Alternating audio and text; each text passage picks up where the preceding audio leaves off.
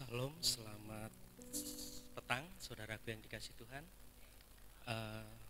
Saya juga menyapa saudara-saudara yang mengikuti dengan streaming. Jika saya sampaikan salam sejahtera selalu. Dan mari kita awali ibadah pendalaman Alkitab pada petang hari ini dimulai dengan berdoa. Mari kita semua tunduk kepala, kita berdoa. Tuhan Yesus, terima kasih buat waktu yang Kau berikan kepada kami. Buat kesempatan yang baik ini yang Kau sediakan untuk kami Tuhan. Biarlah kami pergunakan waktu yang baik ini untuk memuji-Mu, untuk mengagungkan Engkau.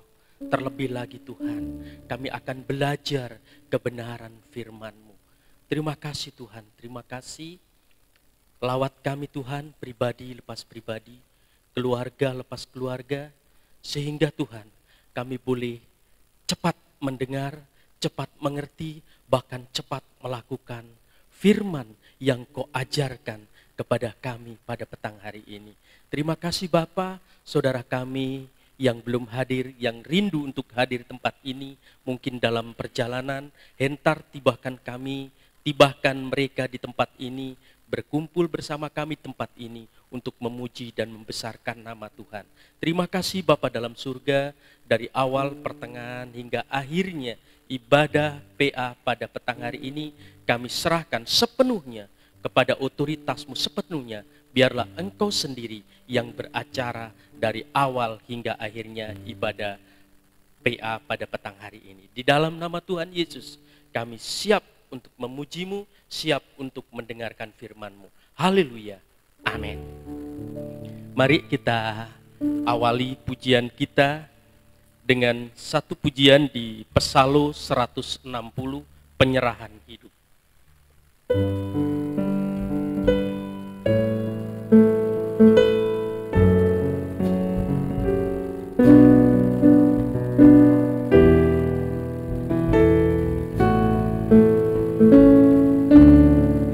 Bait pertama.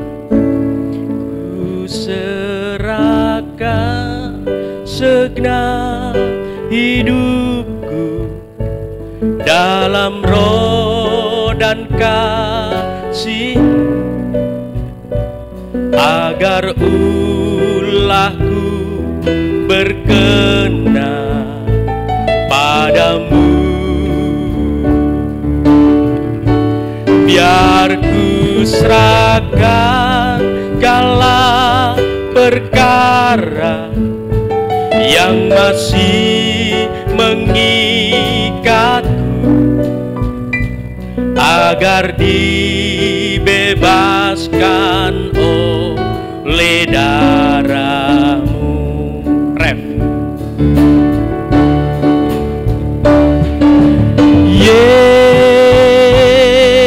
Yesus, oh Yesus,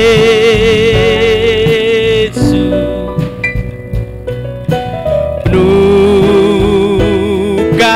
hatiku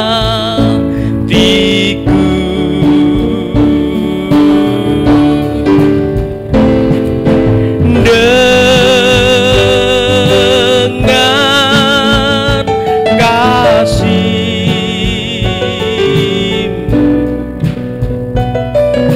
sebab ku milik-Mu. Bait yang kedua. Biar ku tunduk pada firman-Mu lewat jalan kematian, seperti yang pernah Engkau lakukan. Biarlah hancur semua kebanggaan dan ketinggian hatiku, merendahkan diri seperti teladan-Mu. Ref kedua. Yesus,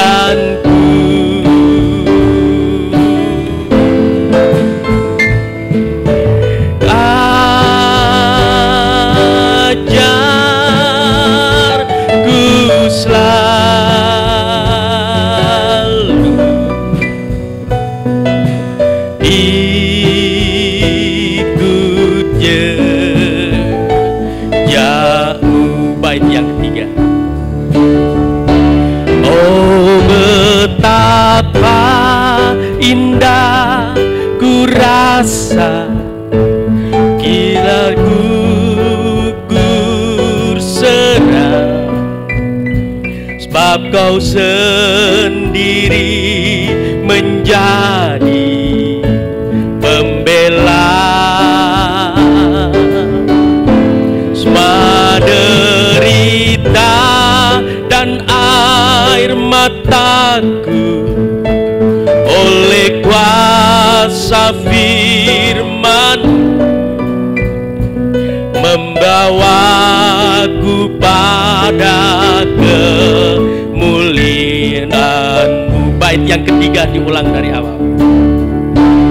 Oh, betapa indah ku rasa bila aku berserah, sebab Kau sendiri menjadi pembela.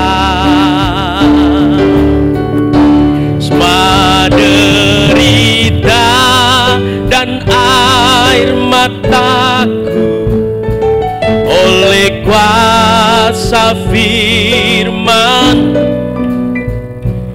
membawaku pada kemuliaan-Mu. Ref ketiga.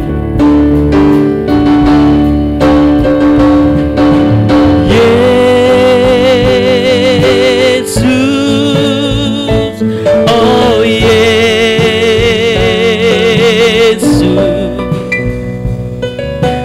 Kaulah Tuhanku.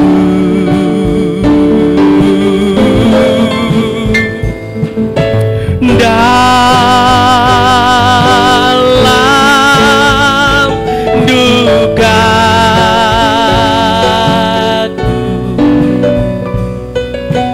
Kau penghiburku. Ref ketiga.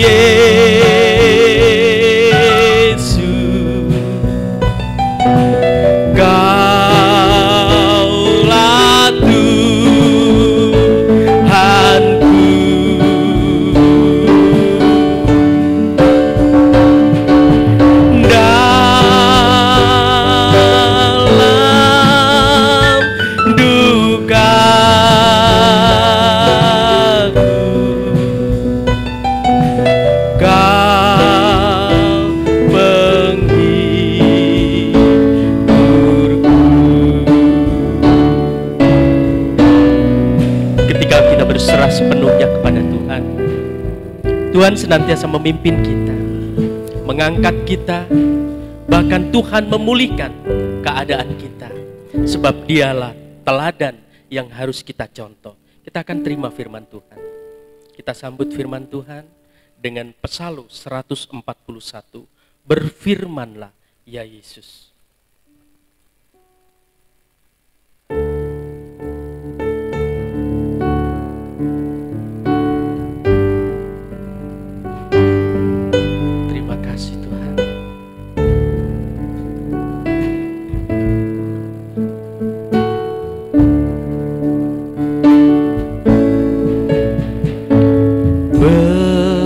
Berfirmanlah ya Yesus, ku mau mendengarkan.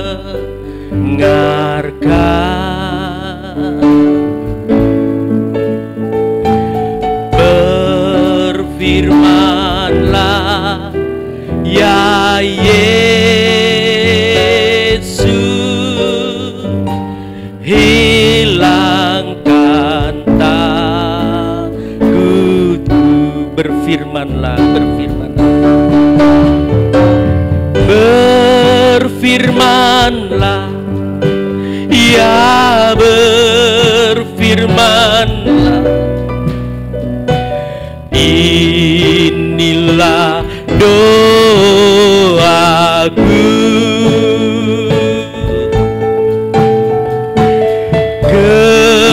kehendak-Mu.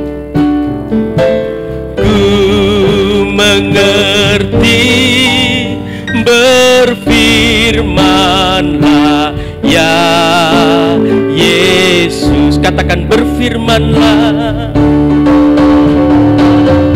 Berfirmanlah ya, berfirmanlah. Inilah doaku.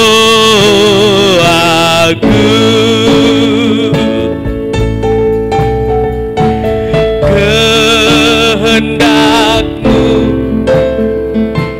ku mengerti, berfirmanlah ya Yesus. Bait yang kedua. Berfirmanlah ya Yesus,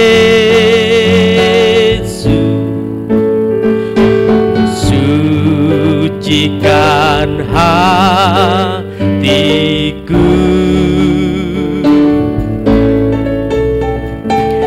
Berfirmanlah ya Yesus, menangkan hidupku. Ref, berfirmanlah. Berfirmanlah ya, berfirmanlah. Inilah doaku.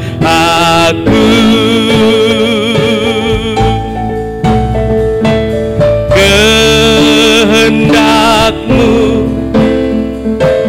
ku mengerti, berfirmanlah ya Yesus. Bait yang ketiga.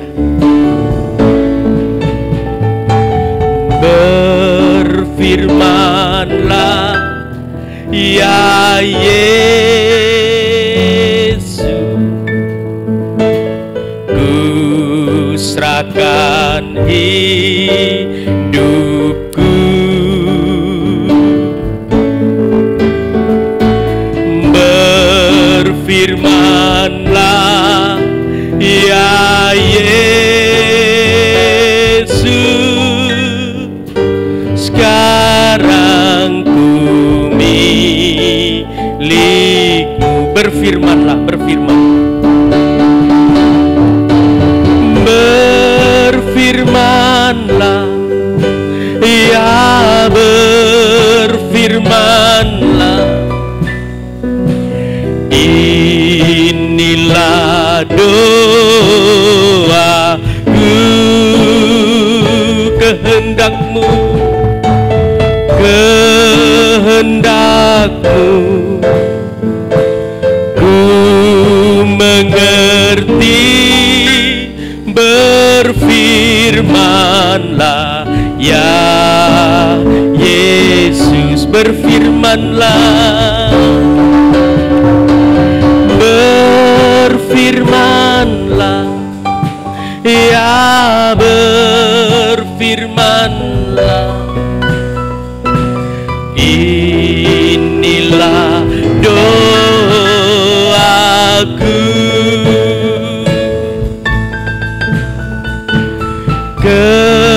Kehendak-Mu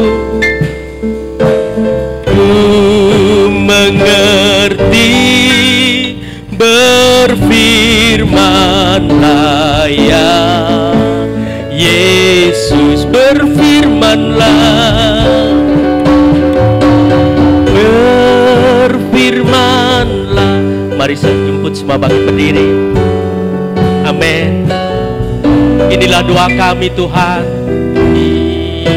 Inilah doaku, biar kehendak-Mu, kehendak-Mu ku mengerti, berfirmanlah ya Sekali lagi berfirmanlah. Berfirmanlah. Saya serahkan pada yang bertugas. Berfirmanlah. Inilah doaku.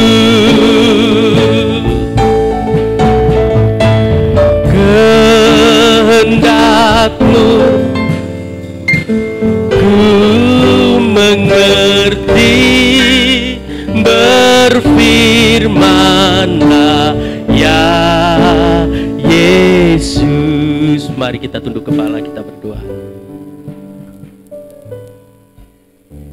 Haleluya Yesus.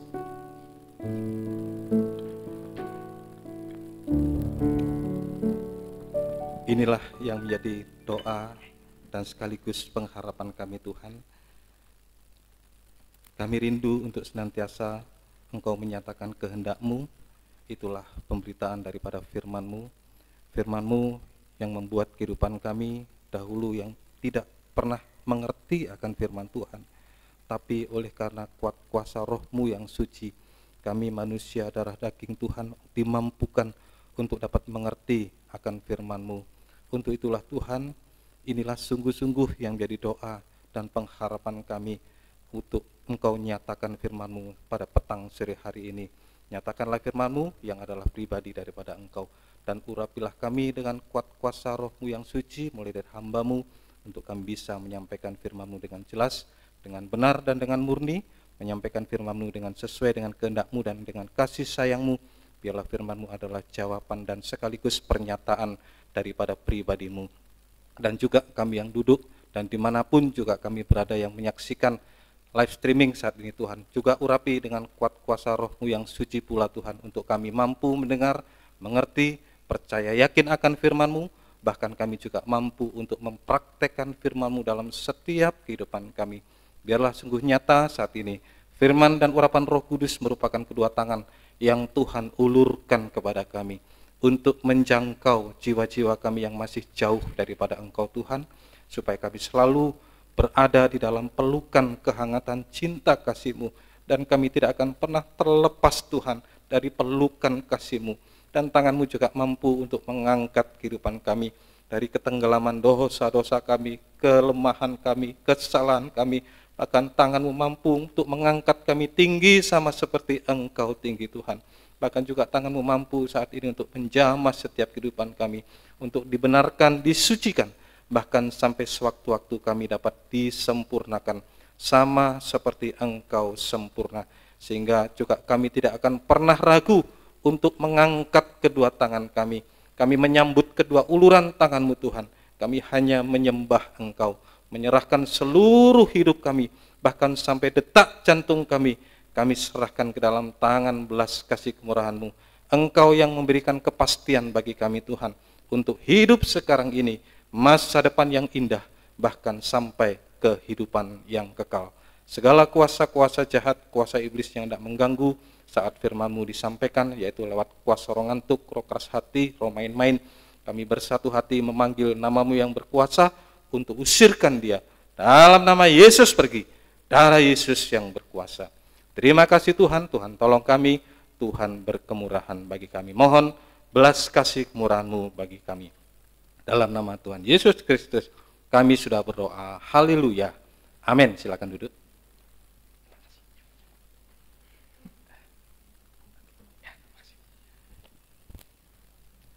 Salam sejahtera dalam kasih sayangnya Tuhan kita Yesus Kristus.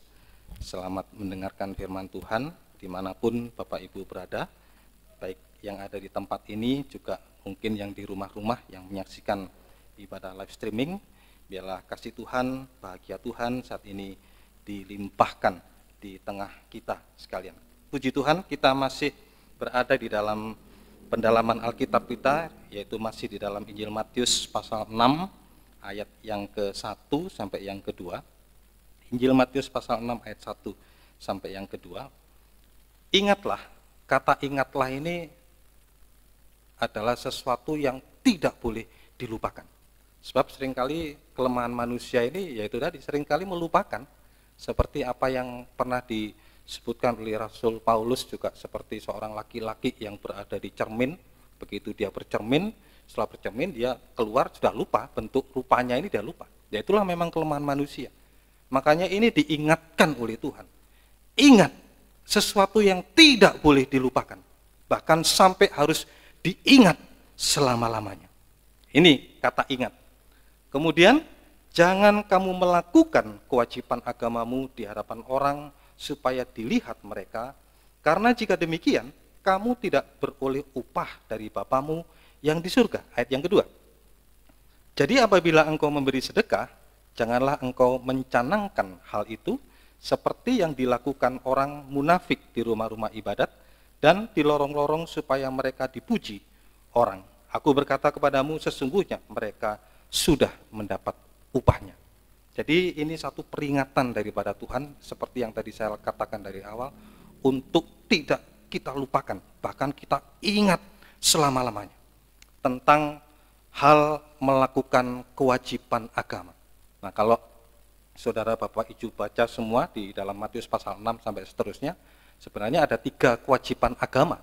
Ya, yang pertama itu tentang memberikan sedekah, kemudian di perikop berikutnya itu tentang berdoa, dan yang ketiga tentang berpuasa. Itu tentang kewajiban agama. Nah, ini yang pertama ini adalah tentang memberi sedekah. Tentang memberi sedekah ini juga termasuk juga ibadah. Karena Yakobus pasal 1 ayat yang ke-27 di situ dikatakan bahwa ibadah yang murni itu melawat atau menjenguk, atau di dalam terjemahan lama itu melawat dan memelihara janda-janda, anak yatim piatu, supaya mereka yang berkekurangan bisa dibantu. Itulah ibadah yang murni. Jadi sedekah ini juga berbicara tentang ibadah, Bapak Ibu. Makanya tentang kewajiban agama itu juga berbicara tentang ibadah juga. Tentang memberi sedekah, ibadah juga. Tentang berdoa juga, ibadah juga. Tentang puasa pun juga. Itu juga perlu kita ingat apa yang diperingatkan oleh Tuhan. Bahwa jangan sampai melakukan kewajiban agama supaya dilihat orang. Artinya supaya jangan dipamerkan. Jangan dilihat orang, maksudnya dipamerkan kepada orang lain. Nah, ini yang diingatkan oleh Tuhan. Siapapun kita saat ini. Terutama saya pribadi yang menyampaikan firman saat ini. Apa saat ini tujuan saya untuk bisa menyampaikan firman? Apa supaya pamer bisa dilihat orang? Dijauhkan dari hal itu. Saya berdoa dengan sungguh-sungguh supaya dijauhkan dari hal itu. Karena ya dulu pernah saya saksikan, jangankan untuk menyampaikan firman Bapak Ibu. Disuruh berdoa saja saya paling takut. Bahkan sampai saya kalau datang ke gereja itu sampai sengaja memang terlambat-terlambat. Supaya tujuannya apa? Tidak disuruh berdoa. Itu saya dulu. Jadi memang ya seperti itu, suruh berdoa saja tidak bisa. Apalagi menyampaikan firman Tuhan. Kalau saya bisa menyampaikan firman Tuhan sekali lagi, bukan karena kemampuan, bukan karena kepandaian saya, tetapi itu semua oleh karena karunia atau urapan daripada Roh Kudus. Itu yang saya minta dengan sungguh-sungguh. Sebab saya tidak mengerti apa tentang firman Tuhan. Tetapi ketika saya berdoa, bergumul dengan sungguh-sungguh tentang firman Tuhan, Roh Kudus yang menolong, Roh Kudus yang membantu. Sehingga apa yang saya persiapkan, Roh Kudus membantu. Ini ayatnya, ini ayatnya, ini ayatnya. Begitu. Itu pengalaman saya pribadi. Tidak tahu kalau pengalaman saudara, saya tidak tahu. Tapi kalau pengalaman saya pribadi ya begitu. Sebelum saya mempersiapkan firman, saya bergumul dengan sungguh-sungguh. Berdoa dengan sungguh-sungguh. Dan minta urapan Roh Kudus. Supaya Roh Kudus menolong untuk bisa mengungkapkan rahasia-rahasia firman Tuhan. Yaitu dia ayat, menerangkan ayat. Jadi kalau ayat diterangkan dengan ayat tidak bisa dibantah, karena firman Tuhan dijelaskan firman Tuhan, jangan dibantah karena itu komando yang tertinggi. Seperti saya ingat juga apa yang dikatakan Bro Daud ya. Soalnya kalau dengar suara komando ya cuma 2. Siap laksanakan dan siap salah. Yaitu setiap kali mendengar firman Tuhan yang harus kita lakukan harus siap untuk melaksanakan. Karena kita tahu bahwa firman Tuhan itu adalah kebenaran. Jadi tidak perlu diperdebatkan lagi, dicari lagi, bagaimana. Kita sudah tahu bahwa firman Tuhan ini adalah kebenaran. Yang harus kita, apa yang harus kita dengarkan, apa yang kita dengarkan, itu yang harus kita lakukan dengan sungguh-sungguh. Nah, semoga kita bisa mengerti. Nah, Kalau tadi apa yang sudah diingatkan oleh Tuhan tadi tentang melakukan kewajiban agama supaya kita dilihat orang, supaya pamer, kalau begitu bagaimana? Nah, kalau begitu bagaimana? Saya sudah mengatakan hal itu Bapak Ibu, kalau itu dilakukan, firman Tuhan tadi sudah mengatakan, kita tidak menerima upah, jelas tadi, kamu tidak menerima upah dari Bapamu di situ. Tidak menerima upah dari Bapamu, menerima upah dari siapa? Dari orang lain, yang mungkin kita pamerkan di situ. Oh iya ya, hari itu luar biasa, hari itu wah begitu, hanya itu yang diterima. Dan upah dari Bapa kita yang di surga, kita tidak mendapatkan apa-apa. Sebab kita mengenal aja hanya ada dua Bapa. Kalau tidak Bapa di surga, ya Bapamu itulah iblis. Iblis itulah Bapamu. Ya ada Bapa lain yang memberi upah. Memberi upah apa ini? Yaitu kalau kita sudah dipuji orang, diberikan upah kesombongan. Diberikan kita bisa sombong dan lain sebagainya. Itu kejatuhan yang paling dahsyat. Masih ingat ya kejahatan Lucifer itu? Karena akunya yang lebih tinggi. Bahkan hendak lebih tinggi daripada Tuhan. Sampai akhirnya dia jatuh di situ. Lucifer ini orang yang dipakai dulu di dalam biduan, di dalam surga, kepala biduan. Tapi karena dia itu tadi, dia menyombongkan diri hingga dia harus jatuh. Bintang timur harus jatuh di situ. Nah itu yang diberikan kepada kita, upah dari Bapa. Itulah iblis yang gak akan diberikan. Itu. Kemudian, kalau itu kita lakukan, yang ketiga, tanpa kita sadari, sebenarnya kita sudah dibangun menjadi tubuh, bukan menjadi tubuhnya Kristus, tapi menjadi tubuhnya Babel. Menjadi tubuhnya Babel. Apa tubuh Babel ini? Tubuh Babel itu gereja yang palsu, gereja mempelainya setan gitu di situ. Nah itu. Jadi tanpa kita sadari, jadi untuk pembangunan tubuhnya Babel itu bukan orang luar, mereka sudah memang dari dulu sudah dibangun. Tapi sebenarnya saudara, Bapak Ibu saudaraku yang dikasihi Tuhan, pembangunan dalam rohani itu ada dua. Yang pertama pembangunan tubuh Kristus. Itu pembangunan tubuh Kristus. Nah, coba baca di dalam Efesus 4 ayat 11 sampai yang ke-12. Efesus pasal 4 ayat 11 sampai yang ke-12. Ibadah yang dan ialah yang memberikan baik rasul-rasul maupun nabi-nabi, baik pemberita-pemberita Injil maupun gembala-gembala dan pengajar-pengajar. Ayat 12.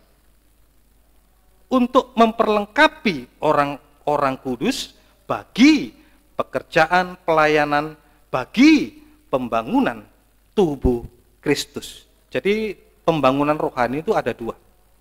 Yang pertama adalah pembangunan tubuh Kristus yang sempurna, yang kemarin sudah kita sama-sama pelajari di dalam Matius 5 ayat yang ke-48, hendaklah kamu sempurna sama seperti Bapamu sempurna. Inilah kita dibentuk, dibangun menjadi tubuh Kristus yang sempurna. Sempurna di dalam apa? Sempurna di dalam kasih. Hendaklah kamu dibangun menjadi tubuh Kristus yang sempurna di dalam kasih. Jadi kita ini adalah pembangunan tubuh Kristus mengarah kepada Yesus sebagai kepala. Kita ini adalah tubuh, Yesus adalah kepala. Jadi arahnya pembangunan kita seperti Yesus, mengarah kepada kepala, artinya mengarah sempurna sama seperti Yesus. Jadi kepalanya sempurna, tubuhnya juga harus sempurna. Nah inilah pembangunan yang pertama. Pembangunan tubuh Kristus yang sempurna di dalam kasih. Sempurna di dalam kasih. Yang digambarkan kemarin di dalam Wahyu 5 itu ya. Seperti matahari itu. Matahari itu menyinarkan kepada baik orang yang jahat. Semua dapat sinar matahari. Itu gambaran kasih yang sempurna. Nah inilah tubuh kita harus dibentuk. Menjadi tubuh Kristus yang sempurna. Tapi kalau tidak, ada pembangunan yang lain. Yang seperti tadi saya katakan, pembangunan rohani ada dua. Kalau tidak dibangun menjadi tubuhnya Kristus yang sempurna, dibangun menjadi tubuhnya Babel. Gereja palsu, mempelai wanitanya setan. Nah, beberapa waktu yang lalu kita sudah sama-sama belajar tentang proses pembangunan atau proses perkembangan pembangunan tubuh Babel. Ini yang sudah saya ingatkan sedikit karena memang ada beberapa hal yang saya lupa. Makanya ini ditambahkan sedikit sebelum saya masuk ke hal yang baru. Jadi pembangunan atau proses perkembangan pembangunan tubuh Babel itu dimulai dari Kejadian pasal yang ke-11 ayat 1 sampai yang ke-4. Ini proses perkembangan pembangunan tubuh Babel. Ini dimulai dari membangun menara Babel, ya. Itu di dalam Kejadian pasal yang ke-11 ayat 1 sampai yang ke-4, kemudian loncat ayat yang ke-9. Adapun seluruh bumi, itu kalau saudara baca perikopnya adalah menara Babel, perikopnya.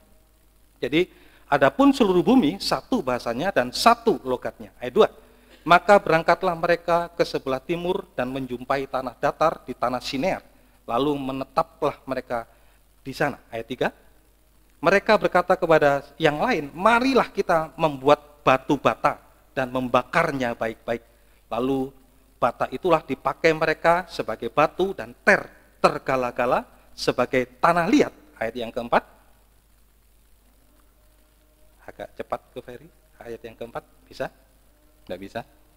Juga kata mereka, marilah kita didirikan bagi kita sebuah kota dengan sebuah menara yang puncaknya sampai ke langit. Dan marilah kita mencari nama supaya kita jangan terserak ke seluruh bumi. Ayat yang ke-9, loncat. Itulah sebabnya sampai sekarang nama kota itu disebut Babel, karena disitulah dikacau balaukan Tuhan bahasa seluruh bumi, dan dari situlah mereka diserakkan Tuhan ke seluruh bumi. Jadi proses perkembangan pembangunan tubuh Babel dimulai dari kitab Kejadian dulu. Waktu itu seluruh bangsa satu logatnya, mereka membuat menara Babel. Yang dipakai membangun itu apa? Batu bata. Nah, kita sudah tahu bahwa manusia dibentuk dari tanah liat. Tanah liat, itulah manusia. Jadi batu bata itu menunjuk manusia. Manusia yang tadi batu bata itu dibakar tadi, sehingga menjadi batu, jadi tanah liat dibentuk, kemudian dibakar sehingga menjadi batu bata. Nah, artinya manusia atau yang dibentuk dari tanah liat menunjuk pada manusia yang dibakar oleh api dosa. Yang pertama, dan juga dibakar oleh api daging, hawa nafsu. Dan yang ketiga, dibakar oleh api dunia dengan segala pengaruhnya. Ini kehidupan manusia yang dibakar oleh api dosa, oleh api daging, hawa nafsu, dan dibakar oleh api dunia. Sehingga dibangun dia, dibangun untuk menjadi menara Babel. Nah, prakteknya bagaimana pembangunan menara Babel ini? Prakteknya, yaitu dari pamer itu. Prakteknya yang pertama, dari pamer itu, yang A, prakteknya dari pembangunan menara Babel yang disebutkan pamer tadi itu, mencari nama tadi itu. Marilah kita mencari nama tadi itu. Jadi mencari nama, waduh segala apa yang dilakukan. Seperti misalkan saya ini, kalau saya berkhotbah, mau cari nama. Wah, hari itu luar biasa, hari itu waduh, nggak begitu. Kalau hanya itu yang dicari dalam melakukan kewajiban agama, yaitu tadi, kita tanpa kita sadari, kita sebenarnya sudah dibangun menjadi tubuhnya Babel, mencari nama. Jadi mencari nama itu artinya mencari popularitas, mencari popularitas. Nah, popularitas ini yang disebutkan elektabilitas kayak gitu ya. Juga batu bata ini juga dibentuk juga, dibangun juga menjadi kota Pitom dan Ramses itu ya. Pitom dan Ramses itu. Mereka membangun sebenarnya untuk membangun dirinya sendiri. Itu tadi karena melakukan supaya dilihat orang lain. Jadi mencari popularitas, mencari nama sama dengan mencari popularitas, bahkan sampai kepada puncak kejayaan, puncak ketenaran, sampai lupa mencari namanya Tuhan, mencari nama Yesus di situ. Wah, ini Bapak Ibu, ini awal dari proses pembangunan tubuh Babel. Dimulai dari mencari nama, pamer dengan mencari nama, cari popularitas, cari puncak kejayaan, sampai lupa mencari nama Yesus yang adalah pribadi daripada firman. Makanya dalam pujian tadi itu, berfirmanlah Tuhan. Nah, ini sebenarnya kewajiban agama kita, hanya untuk mencari nama, mencari firman, bukan mencari nama, tetapi mencari firman Tuhan. Mencari Yesus sama dengan mencari firman Tuhan. Mencari firman Tuhan. Nah, ini yang ingin saya tambahkan. Kalau hanya itu dilakukan, mencari nama, pamer. Nah, ini yang akan saya tambahkan, saya lupa. Ini yang tadi saya katakan, saya tambahkan sedikit. Sama contohnya, sama seperti di 2 Raja-Raja 20 ayat 12 sampai yang ke-17. 2 Raja-Raja pasal 20 ayat 12 sampai yang ke-17. Pada waktu itu Merodah Baladan bin Baladan Raja Babel menyuruh orang membawa surat dan pemberian kepada Hizkia, sebab telah didengarnya bahwa Hizkia sakit tadinya. Ayat 13. Hizkia bersuka cita atas kedatangan mereka, lalu diperlihatkannya lah kepada mereka segenap gedung harta bendanya, emas dan perak, rempah-rempah dan minyak yang berharga, gedung persenjataannya, dan segala yang terdapat dalam perbendaharaannya. Tidak ada barang yang tidak diperlihatkan Hizkia kepada mereka di istananya dan di seluruh daerah kekuasaannya. Ayat yang ke-14. Kemudian datanglah Nabi Yesaya kepada Raja Hizkia dan bertanya kepadanya, apakah yang telah dikatakan orang-orang ini? Dan dari manakah mereka datang? Jawab Hizkia, mereka datang dari negeri yang jauh, dari Babel. Ayat yang ke-15. Lalu tanyanya lagi, apakah yang telah dilihat mereka di istanamu? Jawab Hizkia, semua yang ada di istanaku telah mereka lihat. Tidak ada barang yang tidak kuperlihatkan kepada mereka di perbandaranku. Wah, inilah yang dilakukan oleh Hizkia. Terus kemudian ayat yang ke-16, lalu Yesaya berkata kepada Hizkia, dengarkanlah firman Tuhan. Ayat yang ke-17, sesungguhnya suatu masa akan datang bahwa segala yang ada dalam istanamu dan yang disimpan oleh nenek moyangmu sampai hari ini akan diangkut ke Babel. Tidak ada barang yang tidak akan ditinggalkan. Demikianlah firman Tuhan. Jadi ini contohnya adalah Raja Hizkia. Raja Hizkia ini adalah sekali lagi bukan orang luar yang dibangun dalam pembangunan tubuh Babel ini. Kalau orang luar sudah tidak usah dibangun, mereka memang sudah miliknya Babel. Tetapi yang dibangun ini adalah Hizkia. Hizkia ini siapa? Orang Israel. Hizkia ini adalah orang Israel yang sudah diselamatkan oleh Tuhan. Kita tahu sejarahnya Hizkia. Hizkia ini sudah mati, sudah dapat vonis, kamu mati. Sudah apa yang kamu sampaikan kepada itu, karena kamu akan mati di situ. Sudah, sebenarnya sudah mati. Tapi Hizkia ini mendapat pertolongan Tuhan. Artinya dia sudah diselamatkan. Itulah kehidupan Hizkia. Yang sudah ditolong, yang seharus mati, tapi dia tidak jadi mati. Ya inilah tentang berbicara tentang keselamatan.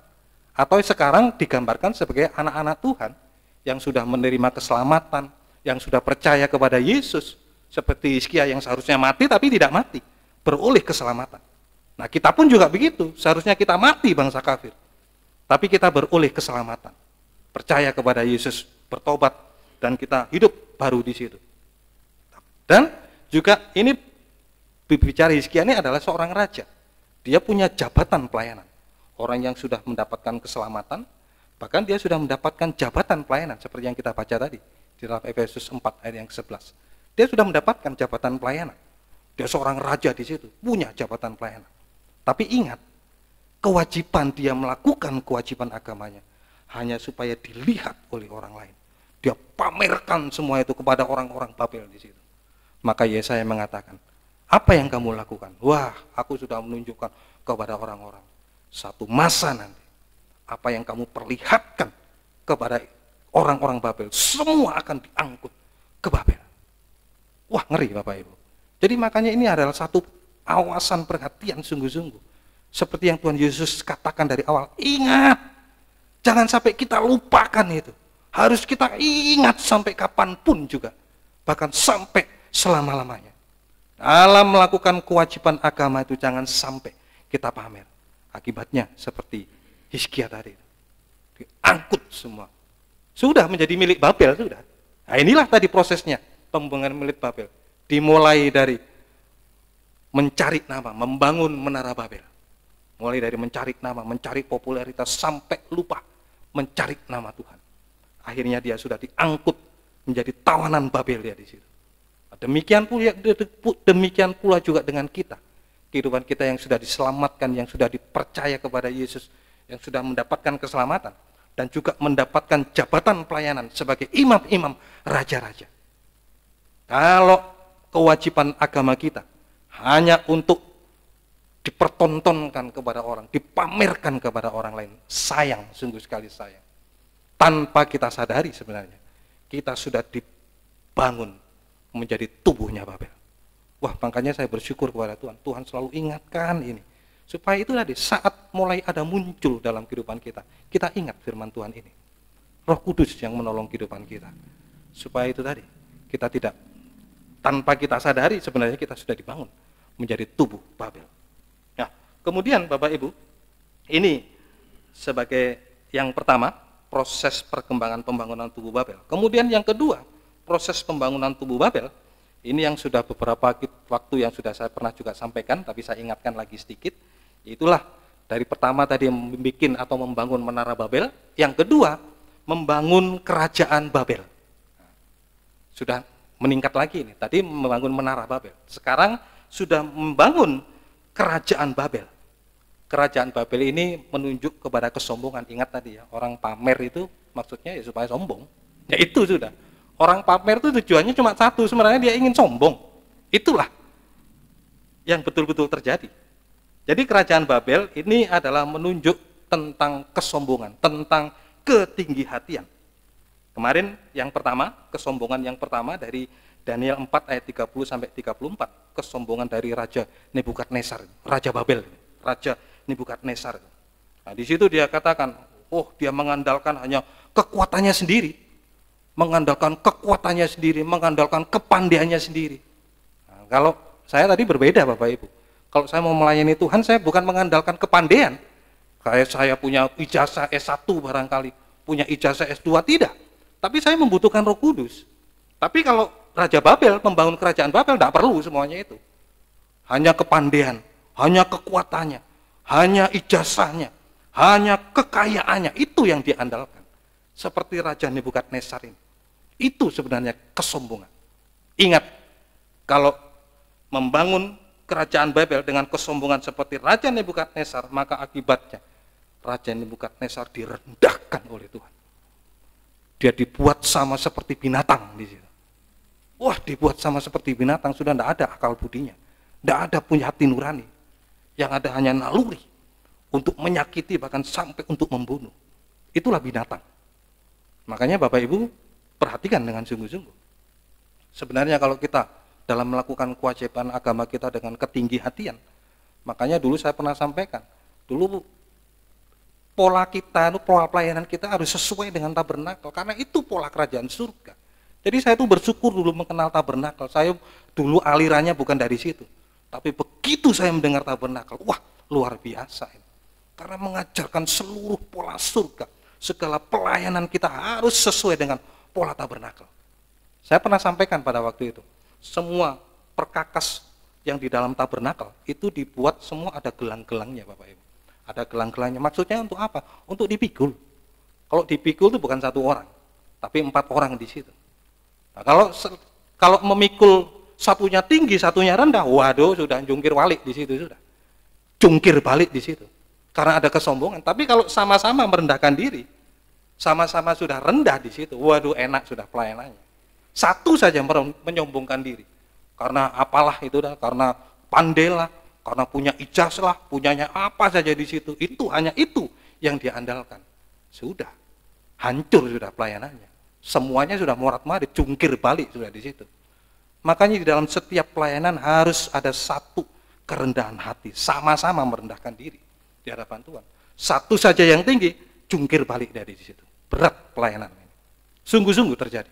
Makanya ini saya bersyukur mengenal tabernakel dengan sungguh-sungguh. Soalnya ini menjadi acuan kita dalam melakukan kewajiban agama kita ini.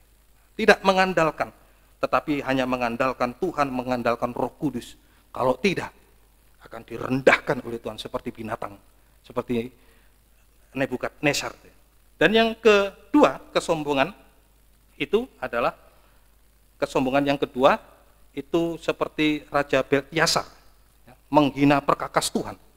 Wah, sudah semuanya perkakas dulu yang di Yerusalem semua diangkat di Babel di situ. Wah, perkakas semua yang suci di situ, dipakai minum-minum.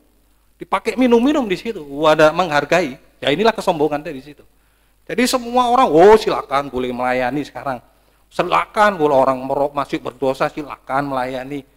Masih merokok silakan melayani, orang yang kawin 2 bahkan silakan untuk melayani firman Tuhan. Itu sebenarnya kesombongan.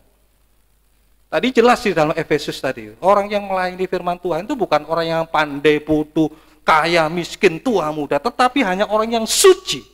Orang yang kudus dia di situ, baru dia diperlengkapi untuk pelayanan pembangunan tubuh Kristus. Seringkali kita salah. Oh, cuma pelayanan begitu saja enggak apa-apa lah. Waduh, sekali lagi bukan membangun, tapi merusak sungguh-sungguh. Merusak sungguh-sungguh. Makanya firman Tuhan tadi jelas mengatakan, bukan orang sembarangan orang yang dikasih jabatan pelayanan, dikasih perlengkapan untuk pembangunan tubuh Kristus. Hanya orang-orang yang kudus. Bukan pandai, bukan bodoh, punya ijazah atau tidak punya ijazah, tapi suci. Orang yang suci baru dia diperlengkapi oleh Tuhan. Semakin suci, semakin diperlengkapi oleh Tuhan. Tambah dia suci, tambah juga dipakai oleh Tuhan. Nah, seringkali kita salah. Untuk melayani Tuhan harus kejar. Secara dunia boleh kalau secara dunia. Tapi kalau secara rohani ya firman Tuhan tadi jelas kok mengatakan. Orang yang suci baru dipakai oleh Tuhan. Jadi bukan pandai, bodoh, kaya, miskin, tua, muda, tidak. Tetapi yang dipakai pembangunan tubuh Kristus hanyalah orang-orang yang suci. Tapi Nebukadnezar tadi beda. Pakai saja, wah, pakai minum-minum mabuk dia di situ. Wah, akibatnya, waduh, sungguh-sungguh terkutuk dia di situ. Masih ingat ya di Yeremia, terkutuklah orang yang mengandalkan kekuatannya sendiri, bukan diangkat oleh Tuhan, bukan dimuliakan oleh Tuhan, tapi dikutuk oleh Tuhan. Nah, inilah kerajaan Babel, Bapak Ibu, kesombongan. Itu yang kedua. Yang ketiga, kemarin yang kita sudah sama-sama baca adalah Darius, Raja Darius. Raja Darius ini adalah raja yang ingin disembah. Sampai dia memberikan satu titah, semua harus berdoa menyembah. Kalau dia menyembah kepada yang lain, dia dimasukkan ke gua singa. Itu Raja Darius. Jadi kesombongannya Raja Darius, kerajaan Babel adalah ingin disembah. Ingin disembah. Kalau ingin disembah, ya sudah, tabiatnya sampai seperti iblis. Masih ingat bagaimana Tuhan Yesus dicobai dengan iblis. Kalau kamu menyembah aku, lihat seluruh dunia ini akan kuberikan kepadamu. Tapi sembahlah aku, kata iblis begitu. Jadi tabiatnya ingin disembah, itu adalah tabiatnya iblis. Tapi Yesus berkata, "Enyalah iblis, ada tertulis, hanya kepada dialah, hanya kepada Bapamu lah, kepada Allahmu engkau menyembah." Nah, inilah kesombongan daripada Raja Darius. Waduh, akibatnya ya sudah menjadi Babel dia di situ. Semoga kita bisa mengerti dengan sungguh. Nah, sekarang yang ketiga, tentang proses perkembangan pembangunan tubuh Babel yang ketiga. Itu di dalam Wahyu pasal 18 ayat 2 sampai yang ketiga. Wahyu pasal 18 ayat 2 sampai yang ketiga. Dan ia berseru dengan suara yang kuat, katanya, sudah rubuh Babel, kota besar itu. Dan ia telah menjadi tempat kediaman roh-roh jahat dan tempat bersembunyinya semua roh najis dan tempat bersembunyinya segala burung yang najis dan yang dibenci. Ayat yang ketiga. Karena semua bangsa telah minum dari anggur hawa nafsu cabulnya, dan raja-raja di bumi telah berbuat cabul dengan dia, dan pedagang-pedagang di bumi telah menjadi kaya oleh kelimpahan hawa nafsunya. Kemudian mundur di dalam Wahyu 17 ayat yang kelima. Wahyu 17 ayat yang kelima. Wahyu 17. Dan pada dahinya tertulis satu nama, suatu rahasia, Babel besar, ibu dari wanita-wanita pelacur dan dari kekejian bumi. Inilah proses perkembangan pembangunan tubuh Babel. Tadi menara Babel. Kemudian yang kedua, kerajaan Babel, kesombongan. Dan yang ketiga, sudah dibangun menjadi kota Babel. Kota Babel disebutkan tadi adalah kota yang besar tadi itu. Ya, inilah yang saya katakan tadi itu, menjadi tubuh, bukan menjadi tubuh Kristus, tetapi menjadi tubuhnya Babel, gereja palsu. Gereja palsu. Dan dikatakan juga mempelai wanitanya setan. Kalau kita dibangun menjadi tubuhnya Kristus yang sempurna, yaitu di Wahyu 12 ayat yang ke-1, wanita yang bermahkotakan 12 bintang, bersalutkan matahari dan berdiri di atas bulan.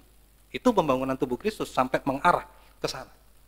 Tapi kalau pembangunan tubuh Babel, ya ini tadi, menjadi wanita Babel tadi itu, wanita ibu dari wanita pelacur, sama dengan wanita mempelai setan tadi.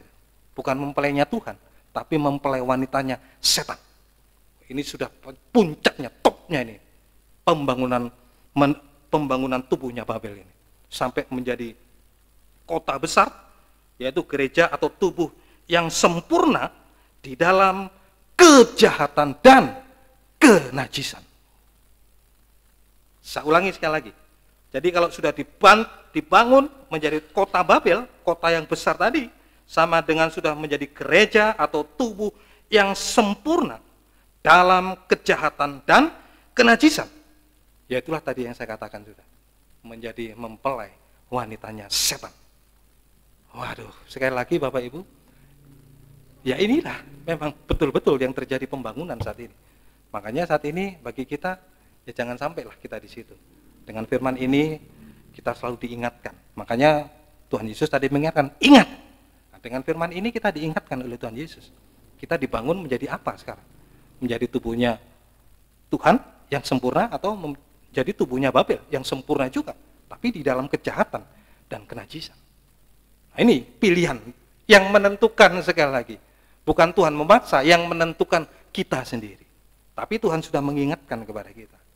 Ingatlah, saat kita dipakai oleh Tuhan, melakukan kewajiban agama kita, Tuhan tadi sudah ingatkan. Jangan sampai itu hanya untuk show. Jangan sampai itu untuk dipertontonkan atau dipamerkan kepada orang lain. Supaya tadi akunya, elektabilitasnya dia yang semakin tinggi, tapi Tuhan turun. Namanya dia yang naik, tapi namanya Tuhan turun di situ. Semoga kita bisa mengerti dengan sungguh-sungguh. Nah, inilah Bapak Ibu. Jadi, siapa sebenarnya yang diduduki oleh wanita Babel ini? Atau yang dikuasai oleh wanita Babel ini? Kita baca di dalam Wahyu 17 ayat yang ke-15. Wahyu 17 ayat yang ke-15. Lalu ia berkata kepadaku, semua air yang telah kau lihat di mana wanita pelacur itu duduk adalah bangsa-bangsa dan rakyat banyak dan kaum dan bahasa. Jadi siapa yang diduduki atau yang dikuasai oleh perempuan Babel tadi itu? Mempelai wanitanya setan ini. Dia menduduki banyak air tadi.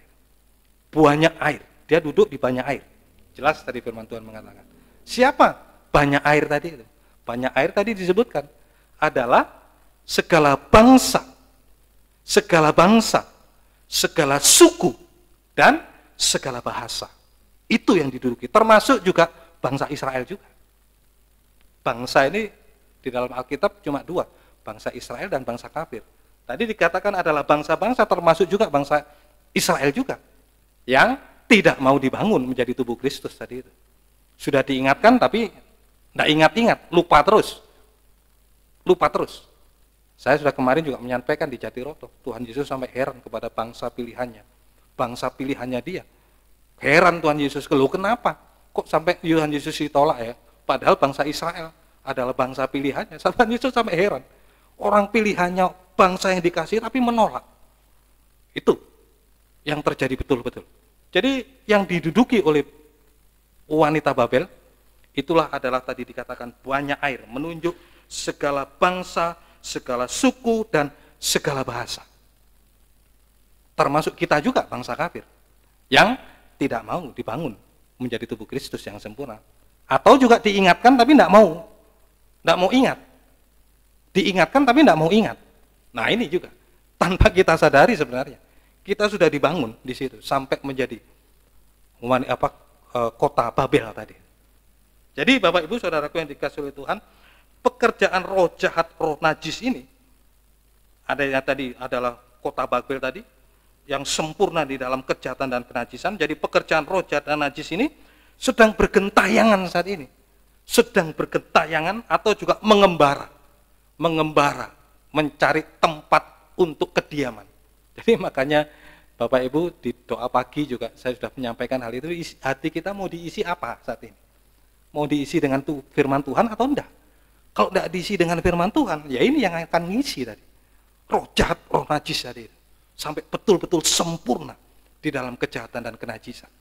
Ini yang betul-betul terjadi. Nah makanya itu harus diisi. Supaya kalau enggak tadi itu, roh jahat, roh najis itu bergentayangan mengembara, mencari tempat perhentian. Supaya dia bisa menempati tadi itu. Sama seperti dengan Babel, wanita pelacur tadi, yang menduduki yang menguasai banyak air, segala bangsa, suku, dan bahasa di situ. Ngeri Bapak Ibu, ngeri sekali. Jadi makanya terpujilah nama Tuhan. Saat ini kita bisa mendengarkan firman Tuhan tentang bagaimana Tuhan mengingatkan kita dalam melakukan kewajiban agama kita. Supaya itu tadi, kita ingat akan firman Tuhan. Ingatlah ini. Jangan sampai kita lupakan. Bahkan kita harus ingat sampai selama-lamanya. Nah, inilah Bapak Ibu Saudaraku yang dikasihi oleh Tuhan. Dan kalau tadi, kalau itu sudah diduduki atau sudah dikuasai oleh roh jahat, roh najis, nah ini kembali lagi. Roh jahat itu, roh najis tadi, roh jahat dan roh najis mengajak kembali kepada zaman Nuh dan kepada zaman Sodom dulu. Hanya untuk dihukum oleh Tuhan. Kalau saudara baca nanti di Wahyu tadi itu, campurkanlah mereka 2 kali lipat dengan dosa-dosanya itu. Waduh, jadi kembali lagi. Jadi roh jahat, roh najis itu mengajak kembali. Yang tadi yang diduduki, yang dikuasai tadi. Untuk kembali ke zamannya Nuh dan zamannya Sodom dan Gomora. Di mana mereka dihukum oleh Tuhan. Semua tidak ada yang terlepas, cuma 8 orang yang selamat. Itu yang mau dibangun. Tapi kalau tidak dibangun, tidak diingatkan, tidak mau ingat akan firman Tuhan, ya betul-betul dibawa ke dalam zamannya Nuh, hanya untuk dihukum, dibinasakan, seperti zaman Nuh dengan air, dan seperti zamannya Lot dulu itu, Sodom dan Gomora ditunggang balikan dengan api belerang dari langit. Dengan api belerang, dulu sudah pernah terjadi Bapak Ibu. Dulu sudah pernah terjadi. Makanya saat ini firman Tuhan mengingatkan kepada kita. Karena roh itu membawa lagi ke sana. Ke arah zamannya Nuh dan zamannya Lot di situ. Makanya jangan sampai kita mau dibawa ke sana oleh roh jahat, roh najis. Tetapi kita selalu dibawa oleh firman dan roh kudus. Kita dalam naungan tangan kasih Tuhan tadi. Sampai dipeluk, jangan sampai lepas dari tangan Tuhan. Firman dan roh kudus yang adalah kasihnya Tuhan tadi. Kalau enggak, dibawa tadi oleh roh jahat, roh najis. Ke zamannya Nuh, ke zamannya Lot, hanya untuk dibinasakan sampai dibawa ke dalam kehancuran bumi. Kalau sekarang nanti kita juga akan dihukum oleh Tuhan bersama dengan kehancuran bumi. Bersama dengan kehancuran bumi seperti dulu zaman Nuh dan zaman Lot. Coba kita baca 2 Petrus pasal 3 ayat 10 sampai yang ke-11. 2 Petrus pasal 3 ayat 10 sampai yang ke-11. 2 Petrus pasal 3 ayat 10 sampai 11. Tetapi hari Tuhan akan tiba seperti pencuri. Pada hari itu langit akan lenyap dengan gemuruh yang dahsyat dan unsur-unsur dunia akan hangus dalam nyala api seperti dulu zaman Nuh dan zaman Lot yang ditunggang balikkan dengan api belerang dulu. Dan ini akan terjadi juga nanti. Ini adalah firman nubuat. Firman nubuat itu bukan ramalan. Kalau ramalan bisa terjadi, bisa tidak. Tapi kalau nubuat pasti terjadi. Dan ini tentang kehancuran bumi bersama dengan orang-orang tadi itu yang diduduki, yang dikuasai oleh Babel tadi, kota Babel tadi, perempuan atau ibu dari wanita-wanita pelacur tadi. Ya, pada hari itu langit akan lenyap dengan gemuruh yang dahsyat dan unsur-unsur dunia akan hangus dalam nyala api dan bumi dan segala yang ada di atasnya akan hilang lenyap. Ayat yang ke-11. Jadi jika segala sesuatu ini akan hancur secara demikian, betapa suci dan salehnya kamu harus hidup. Ayo jangan sampai kita dibawa oleh roh jahat, roh najis untuk hanya dibawa ke dalam kehancuran, penderitaan dan kehancuran bersama dengan kehancuran bumi. Sampai juga dibawa ke dalam lautan api yang menyala-nyala. Kita dibawa ke dalam kehancuran, penderitaan dalam kehancuran bumi seperti dulu zamannya Nuh oleh air bah dan zamannya Lot dengan api belerang, sampai juga dibawa ke dalam hukuman Tuhan di dalam lautan api yang menyala-nyala. Kehancuran bumi itulah penderitaan bersama kehancuran bumi, dan dibawa ke dalam lautan api yang menyala-nyala. Itu Wahyu 18 ayat yang ke-21. Wahyu 18 ayat yang ke-21. Dan seorang malaikat yang kuat mengangkat sebuah batu sebesar batu kilangan, lalu melemparkannya ke dalam laut, katanya, demikianlah Babel, kota besar itu, akan dilemparkan dengan keras ke bawah, dan ia tidak akan ditemukan lagi. Jadi ini hanya untuk dihukum bersama dengan kehancuran bumi sampai di bawah penghukuman Tuhan yang kekal selama-lamanya. Itulah di dalam laut seperti Babel tadi yang dimasukkan ke dalam laut. Itulah lautan api yang menyala-nyala. Neraka, penderitaan kekal sampai selama-lamanya.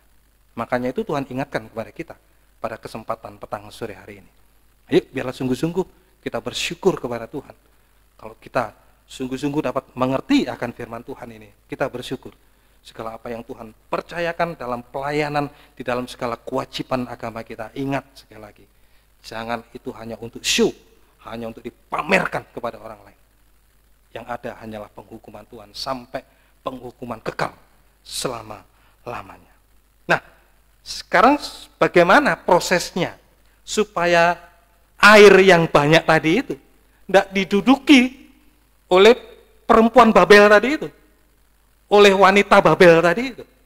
Bagaimana supaya, tadi ingat ya, bahwa wanita tadi duduk atau menguasai banyak air, segala suku, segala bangsa, suku, dan bahasa. Nah sekarang bagaimana supaya air tadi itu, bangsa, bahasa, dan suku itu tidak diduduki atau dikuasai oleh wanita Babel ini. Nah ini yang harus kita pelajari saat ini. Ini supaya kita tidak diduduki, tidak dikuasai. Sebab kalau hanya dikuasai tadi itu, ngeri Bapak Ibu. Yaitu tadi hukumannya. Bersama dengan kehancuran bumi, penderitaan dengan kehancuran bumi, sampai lautan api yang menyala-nyala. Tapi bagaimana supaya kita tidak, air tadi tidak diduduki oleh wanita Babel tadi itu. Yohanes 2 ayat 6 sampai yang ke-7. Ini supaya bagaimana air yang banyak tadi tidak diduduki oleh wanita Babel. Ini ceritanya Bapak Ibu sudah tahu bahwa ini adalah bagaimana Tuhan Yesus melakukan mukjizat yang pertama. Ya, mukjizat yang pertama. Di situ ada 6 tempayan yang disediakan untuk pembasuhan menurut adat orang Yahudi. Masing-masing isinya 2-3 buyung. Ayat 7. Yesus berkata kepada pelayan-pelayan itu, isilah tempayan-tempayan itu penuh dengan air. Dan mereka pun mengisinya sampai penuh. Jadi bagaimana supaya banyak air tadi itu, air tidak diduduki atau tidak dikuasai oleh wanita Babel ini. Nah, tadi yang pertama Bapak Ibu, air tadi itu, air itu harus masuk ke dalam tempayan. Air itu harus masuk di dalam tempayan, Bapak Ibu. Nah ini kalau sudah masuk di dalam tempayan, tidak bisa sudah diduduki oleh wanita Babel tadi itu, tidak bisa. Karena dia sudah dimasukkan ke dalam tempayan. Artinya Bapak Ibu, masuk di dalam tempayan harus tergembala. Harus tergembala dengan benar dan dengan tekun dia di situ. Tergembala. Kalau kita tergembala, sudah tidak akan bisa diduduki. Tidak akan pernah bisa. Dan tidak akan pernah mungkin untuk bisa diduduki oleh wanita Babel. Makanya itu air harus masuk di dalam tempayan di situ. Ya, isilah tempayan-tempayan itu penuh dengan air. Jadi air adalah kita, menunjuk kita saat ini, bangsa, suku, dan bahasa, harus tergembala dengan sungguh-sungguh. Harus dengan baik dan dengan benar. Ya, dari banyak air sekali lagi, dari banyak air hanya 6 tempayan yang masuk di situ, hanya masuk jadi 6 tempayan, Bapak Ibu. Jadi tidak banyak sekali lagi, tidak banyak, cuma 6 tempayan tadi. Artinya dipilih itu sendiri. Sama seperti Bapak Ibu saya pernah menyampaikan juga, kalau ingin diproses menjadi garam tadi itu, laut begitu banyak harus ditampung dalam satu penampungan air. Dari banyaknya air laut di situ, yang cuma masuk di situ cuma sedikit. Sama juga dengan tadi itu, banyak air, tapi yang bisa masuk, yang masuk di situ cuma 6 tempayan di situ. Cuma sedikit tadi di situ. Jadi makanya Bapak Ibu perhatikan dengan sungguh-sungguh. Saat tergembala ini adalah satu usaha, kita harus dengan sungguh-sungguh. Sekali lagi banyak usaha di dunia ini. Saudara harus sekolah, harus kuliah, harus bekerja, harus banting tulang cari nafkah, harus itu. Boleh silakan. Tetapi usaha yang paling penting bagi kita adalah usaha untuk tergembala dengan baik dan benar di situ. Karena kalau kita sudah masuk di dalam tempayan, ingat loh ya, tadi cuma sedikit loh, bukan banyak, sedikit yang masuk di situ, terlalu sedikit. terlalu sedikit, cuma 6 di situ. Jadi ini harus menjadi satu pelajaran yang berharga bagi kita. Di tengah kesibukan apapun di dunia ini. Tadi ingat ya, tadi batu bata yang dibakar oleh api dunia dengan segala pengaruhnya, dengan segala aktivitasnya yang membuat anak-anak Tuhan sehingga tidak bisa masuk di dalam penggembalaan di situ. Makanya ini harus dibakar dengan sungguh-sungguh, dengan api firman dan api Roh Kudus dan dengan api kasih dia di situ. Supaya dengan sungguh-sungguh untuk bisa tergembala dengan sungguh-sungguh. Kalau sudah masuk dalam tempayan, kalau sudah tergembala dengan sungguh-sungguh, tadi sudah saya katakan di situ, kita tidak bisa lagi diduduki Babel. Kita tidak bisa diduduki Babel. Tidak bisa dikuasai, karena kita sudah dalam kuasa tangan Tuhan, belas kasih kemurahan Tuhan. Tidak bisa di situ. Babel, wanita Babel akan menduduki kita di situ. Makanya harus tergembala dengan sungguh-sungguh. Usahakan dengan sungguh-sungguh. Utamakan ibadah pelayanan di tengah-tengah segala aktivitas kita di dunia. Usahakan dengan sungguh-sungguh untuk bisa tergembala. Karena inilah tempat yang paling aman dari pendudukan atau diduduki dari wanita Babel tadi, kota besar tadi. Semoga kita bisa mengerti. Nah, tadi Bapak Ibu Saudaraku yang dikasihi oleh Tuhan, kalau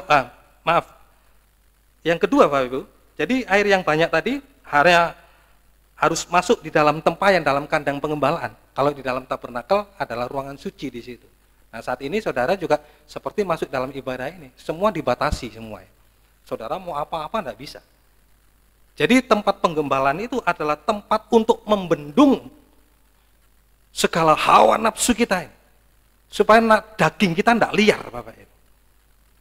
Karena kita sudah dibatasi dengan, kalau di dalam gedung gereja ini dibatasi dengan tembok, saudara mau apa-apa enggak bisa. Ini sama dengan kita dibatasi, atau manusia darah dan daging yang tergembala itu supaya dagingnya tidak liar, sama dengan kita dibendung sungguh-sungguh. Daging itu dibendung sama dengan air tadi itu dibendung supaya tidak meluber kemana-mana. Ya, itulah namanya dibendung tadi di situ. Betul-betul kita dikontrol oleh firman Tuhan, oleh Roh Kudus kita di situ, sehingga dagingnya tidak liar betul-betul. Wah, inilah dari penggembalaan kita di situ. Jadi saudara begitu mendengar firman dan urapan Roh Kudus, sudah sama juga seperti saudara keluar, walaupun saudara keluar dari gereja semua sudah ada batasannya. Itulah dalam tabernakel kebenaran dan kesucian. Saudara pulang ke rumah juga tetap terbendung dia di situ. Ada kebenaran, ada kesucian di situ. Mau apa semua ingat, ada kebenaran, ada kesucian. Itu pembatas kita di situ. Nah, kalau kita tidak punya batas, Bapak Ibu, tidak ada kebenaran, tidak ada kesucian, bayangkan, saya tidak bisa bayangkan. Orang yang melayani Tuhan, tidak ada kebenaran, tidak ada kesucian, bagaimana Bapak Ibu? Bagaimana? Tidak ada batasnya kebenaran dan kesucian. Mereka boleh melayani firman Tuhan. Boleh melakukan apa saja di dalam pelayanan gereja. Waduh, saya tidak bisa bayangkan Bapak Ibu.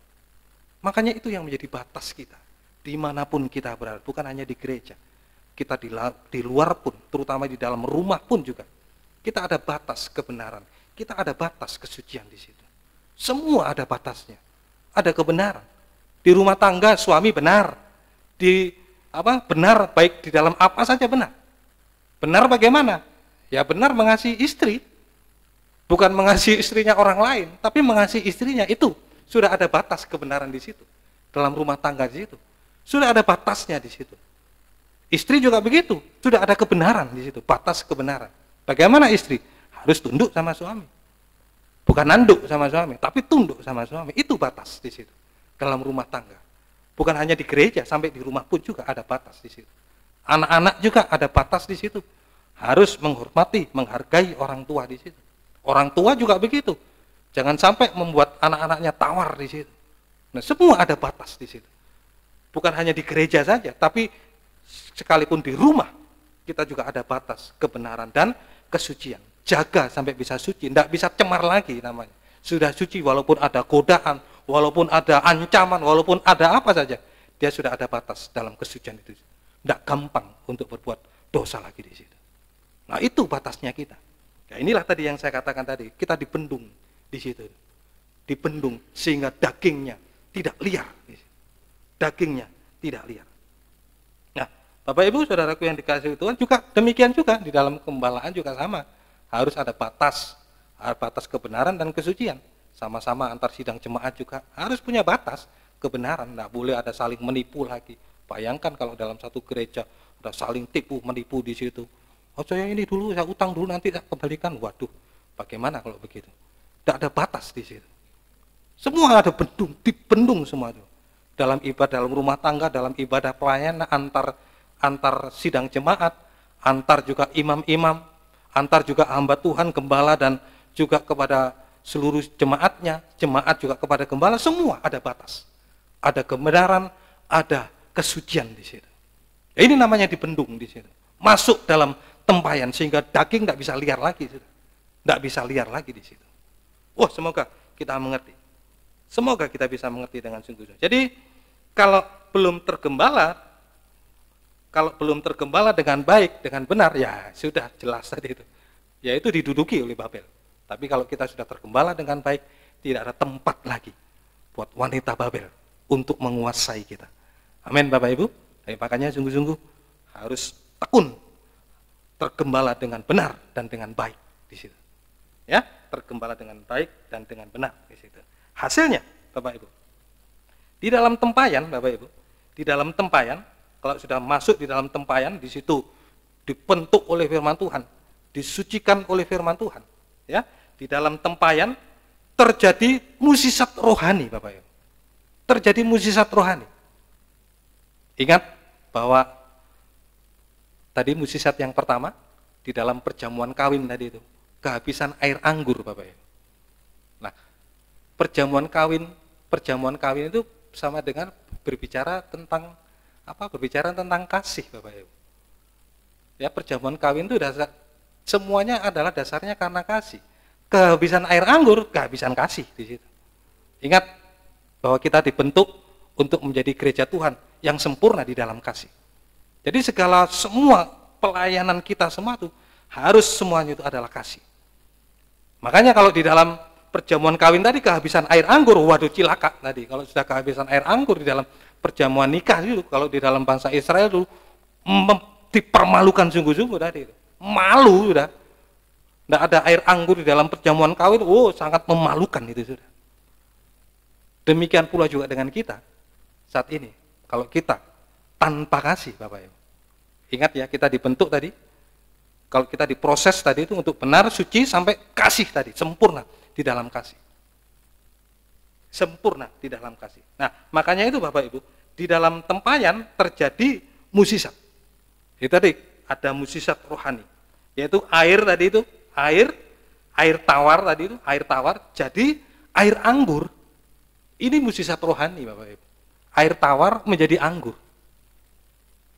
Air yang tidak ada rasanya, yang tawar tidak ada rasanya, atau air tawar yang tidak ada warnanya, sekarang sudah berubah ada warnanya, Bapak Ibu. Ya inilah sama dengan terjadi mukjizat rohani. Air tawar menjadi air anggur yang manis. Tadi saya sudah menyebutkan air tawar tadi dari yang pertama dari warnanya terlebih dahulu. Air tawar itu tidak ada warnanya, ya cuma jernih, bening gitu aja. Tetapi kalau air anggur itu sudah ada warnanya, Bapak Ibu. Bapak Ibu tahu ya air anggur warnanya apa itu? Apa warnanya air anggur? Merah ya. Nah, itu sudah berbentuk sekarang. Dari yang tidak ada warna sekarang ada warna. Itu mukjizat yang rohani. Nah, sekarang artinya bagi kita saat ini. Jadi dalam penggembalaan terjadi mukjizat atau mukjizat yang besar atau mukjizat rohani. Kita kehidupan manusia tadi yang tidak ada bentuk kebenaran, tidak ada bentuk kesucian, bahkan tidak ada bentuk kasih tadi, mulai dibentuk. Sudah ada bentuknya. Ada bentuk kebenaran, ada bentuk kesucian, ada bentuk kasih di situ. Sama dengan sudah menjadi satu kesaksian. Bisa dilihat, karena warna ini bisa dilihat. Betul ya? Kalau tadi air tawar, jernih kan? Sekarang air anggur sudah menjadi merah di situ. Sudah bisa dilihat. Sama dengan sudah bisa menjadi kesaksian. Sudah bisa menjadi kesaksian hidup. Waduh, dilihat orang, oh iya. Tadi seperti kesaksian tadi yang saya katakan tadi di rumah tangga. Mulai dari suami, istri, anak-anak, semua ada kesaksian. Ada kesaksian di situ.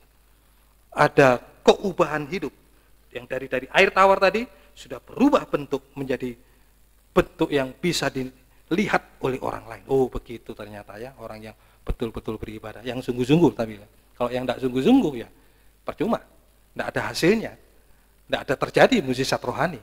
Tetap sama ya, dulu seperti itu ya tetap seperti itu. Air ya tetap jadi air di situ. Tidak ada bentuknya sudah, tidak ada lagi bentuknya. Tapi kalau sudah dia dengan sungguh-sungguh, dengan satu kebutuhan di situ, dari dalam tempayan tadi dia dibentuk dengan sungguh-sungguh sehingga ada bentuk lah, ada bentuk kebenaran, ada bentuk kesucian, bahkan ada bentuk kasih tadi. Sudah bisa dilihat. Ternyata sudah bisa dilihat. Nah, itu sudah ada bentuknya di situ menjadi satu kesaksian. Sudah bisa dilihat. Terus kemudian tadi dari air yang tidak ada rasa sudah bisa dirasa seperti tempayan tuh. Sekarang cedok. Sudah dicedok di situ dia cicipi air. Wah, biasanya orang dulu itu yang kalau memberikan jamuan kepada nikah dulu yang baik-baik dulu. Baru kemudian kalau sudah habis dikasih yang KW-KW. Tapi ini wah yang terakhir-terakhir waduh rasanya luar biasa. Nah, ini sudah ada rasa di situ.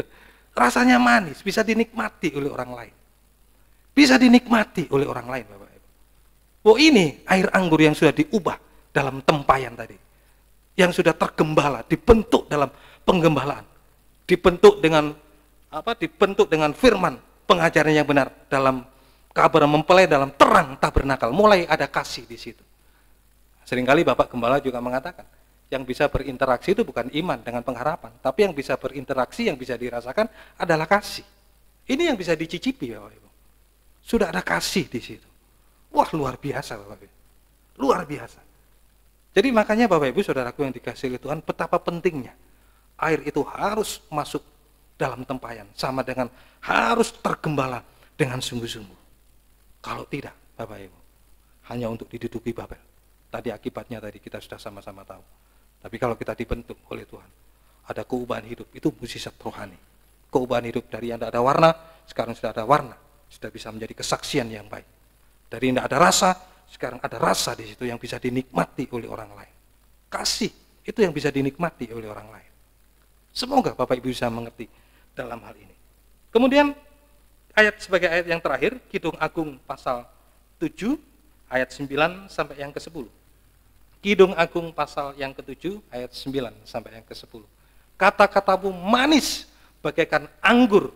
Ya, anggur itu mengalir kepada kekasihku dengan tak putus-putusnya melimpah ke bibir orang-orang yang sedang tidur. Ayat yang ke-10.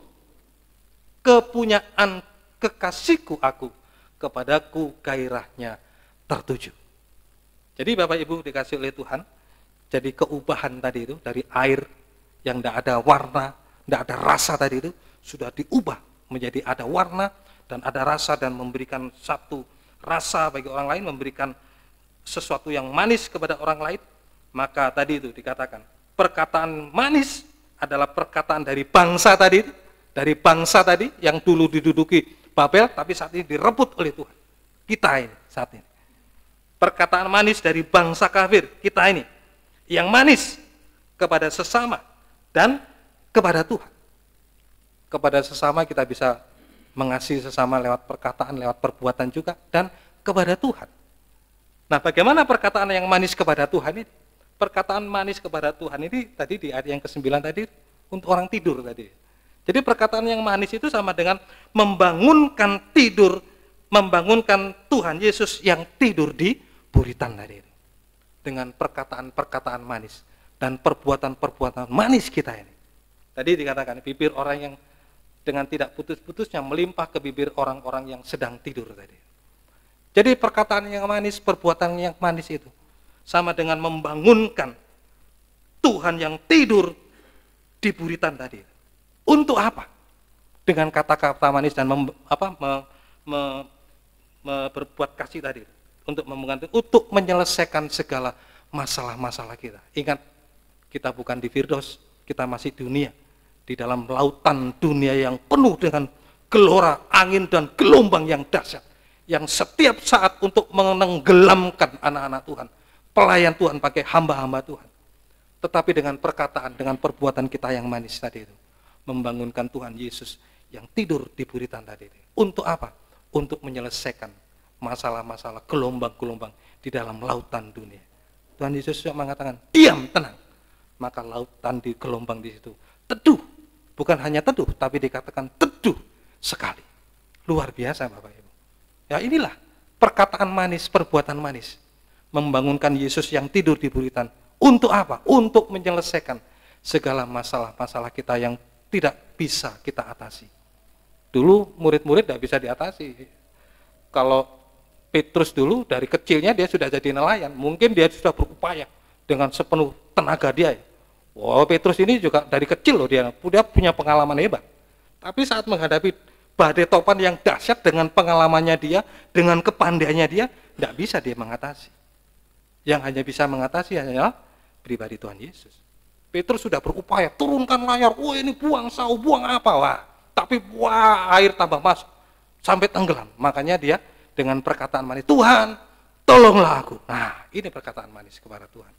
Maka Tuhan Yesus bangun, diam, tenang. Maka danau di situ teduh sekali. Nah inilah perkataan yang manis, perbuatan yang manis. Membangunkan Yesus untuk menyelesaikan segala masalah, segala pergumulan hidup kita, segala pelayanan kita yang mungkin terlalu berat, terlalu ini bagi kita. Semua diselesaikan oleh Tuhan. Asal itu tadi, perkataan kita, perbuatan kita harus manis seperti anggur, ada keubahan hidup tadi di situ. Baru Tuhan bisa selesaikan di situ. Menyelesaikan dengan segala sesuatu, masalah apapun, nikah juga, nikah yang hancur-hancuran barang, waduh, sudah nikah saya sudah sulit ini, nah sudah. Sekarang berubah, jadi air anggur sekarang, yang manis di situ. Sesulit apapun, sesukar apapun, kalau itu ada pribadi Yesus, tidak ada yang sulit. Amin Bapak Ibu. Petrus dengan pengalaman dia tidak mampu mengatasi itu. Yang hanya bisa mengatasi adalah pribadi Yesus.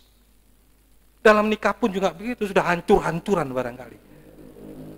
Ayo perkataan, perbuatan kita manis di situ. Baru Tuhan Yesus menyelesaikan nikah yang hancur menjadi nikah yang baik, nikah yang benar, nikah yang suci, bahkan sampai nikah yang sempurna.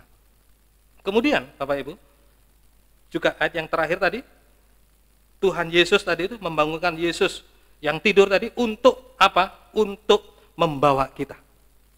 Untuk membawa kita. Dibawa ke dalam perjamuan kawin anak domba tadi itu. Tadi bagaikan manis anggurku mengalir ke kasihku. Nah, ini berbicara kidung aku, ini berbicara tentang mempelai wanita dan mempelai pria, saling memuji dari situ. Jadi Bapak Ibu Saudaraku yang dikasihi oleh Tuhan, perkataan yang manis, perbuatan yang manis daripada kita untuk menggairahkan Tuhan, membangunkan sama dengan menggairahkan Tuhan untuk membawa kita ke dalam perjamuan kawin anak domba. Kapan itu terjadi?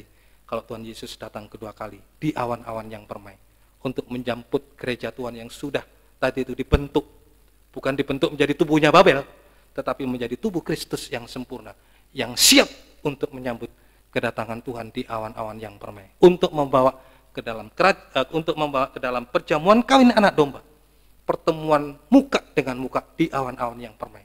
Kemudian Yesus membawa kita ke dalam kerajaan 1000 tahun damai.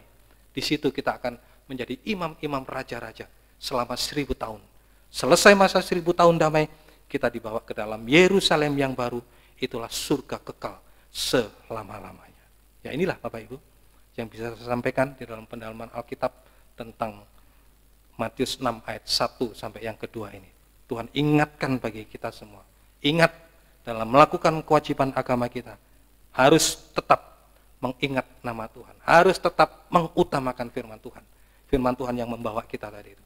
Untuk menyempurnakan bahkan sampai mengangkat kita ke awan-awan yang tinggi, kerajaan 1000 tahun damai, bahkan sampai di dalam Yerusalem yang baru. Amin.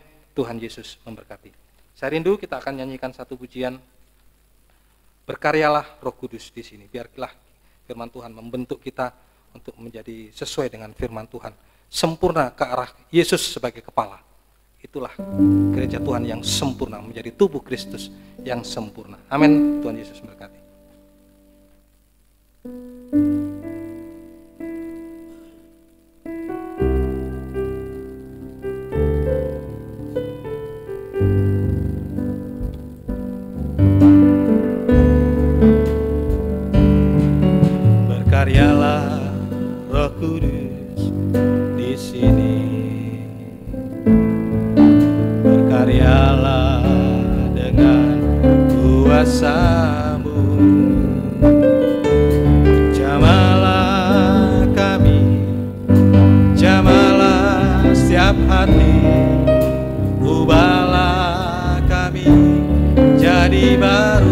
air menjadi air anggur. Dari atas sekali. Berkaryalah Roh Kudus. Saya undang semua bangkit diri di sini. Berkaryalah dengan kuasa-Mu. Jamalah kami, jamalah setiap hati. Ubahlah kami jadi baru. Ubahlah kami Bapa, ubahlah kami Bapa, bentuklah kami Bapa, jadikan kami sesuai dengan firman-Mu. Ubahlah kami Bapa, bentuklah kami Bapa, jadikan kami sama seperti Yesus. Bapak Ibu Saudaraku yang dikasihi Tuhan, tidak ada di dunia ini yang mampu bisa membentuk kehidupan kita. Baik itu orang yang pandai, baik orang itu yang punya kedudukan yang tinggi sekalipun, tidak ada yang bisa mengubahkan atau membentuk kehidupan kita. Yang hanya bisa mengubahkan kehidupan kita hanyalah pribadi firman dan Roh Kudus itu sendiri. Biarlah saat ini kita dulunya yang air tawar yang diduduki oleh wanita Babel, kita masuk ke dalam tempayan, tergembala dengan baik dan dengan benar. Di situ ada firman, ada Roh Kudus yang membentuk kehidupan kita untuk mengarah kepada pribadi Yesus, mengarah kepada kesempurnaan. Yesus sempurna, kita tubuhnya juga sempurna seperti Dia. Biarlah kita dibentuk menjadi firman, sama seperti firman adalah pribadi Yesus. Kita nyanyikan sekali lagi pujian ini, dan pelayanan selanjutnya saya serahkan kepada Bapak Gembala.